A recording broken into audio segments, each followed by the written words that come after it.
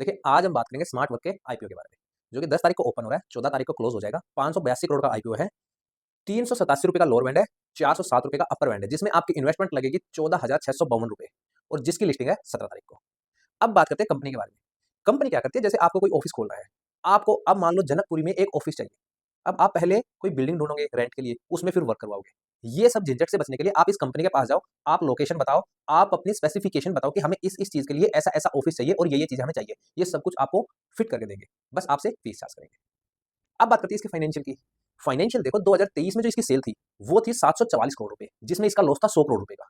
2024 में सेल बढ़ के हो गई 1100 करोड़ की, जो लॉस था वो घट के हो गया 50 करोड़ रुपए।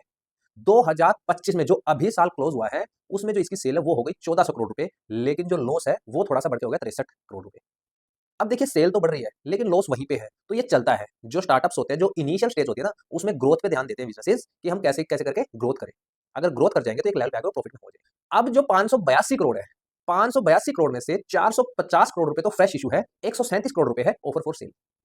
जो ऑफर फॉर सेल होता है वो कंपनी के काम में नहीं लगता। जो पुराने शेयर होल्डर होते हैं उनके शेयर आपको मिल जाते हैं और आपके पैसे उनके पास चले जाते हैं।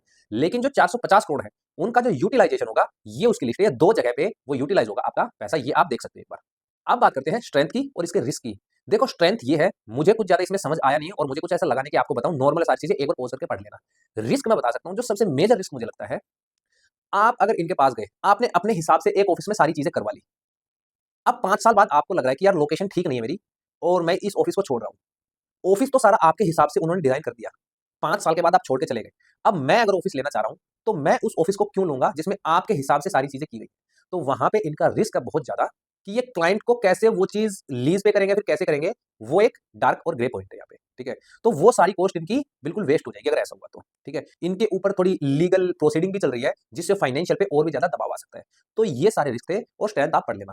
तो ये सारा एक चिट्ठा था जो मैंने आपको एक छोटी सी वीडियो में बता दिया स्मार्ट वर्क के आईपीओ के बारे में, तो इसको ध्यान रखना।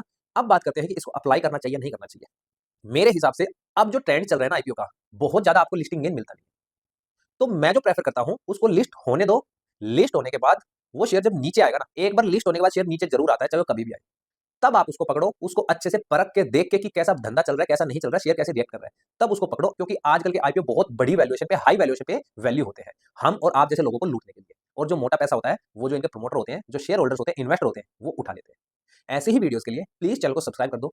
अगर वीडियो अच्छी लगी हो तो लाइक करना मत भूलना। अगर कमेंट में कोई भी डाउट आपका फाइनेंस से रिलेटेड, शेयर मार्केट से रिलेटेड, टैक्स से रिलेटेड, आप एक बार कमेंट में बस छोड़ दो अपने डाउट को, हम उस पर वीडियो बनाएंगे, आपको समझाएंगे चीजें। मिलते हैं अगली वीडियो में, तब तक के लिए थैंक यू सो मच।